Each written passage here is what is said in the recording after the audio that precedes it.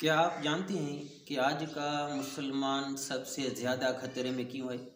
نبی اکرم صلی اللہ علیہ وسلم نے فرمایا کہ میں فتنوں کو تمہارے گھروں کے اندر بارش کے قطروں کی طرح گرتا دیکھ رہا ہوں، اور یہ زمانہ وہ زمانہ ہے جہاں فتنے ہی فتنے ہیں، دینی فتنے ہیں، حق اور باطل کے درمیان فرق مٹ جانا اور بدعت کو دین سمجھ لینا۔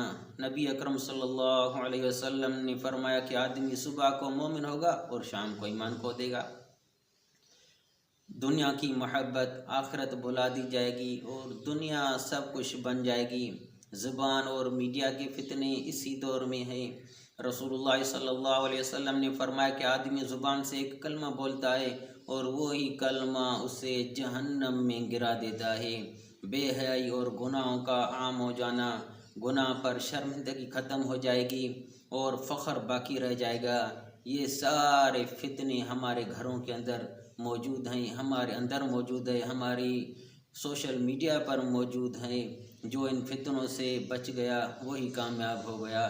دعا ہے کہ اللہ تعالی ہم سب کو ان فتنوں سے محفوظ فرمائے۔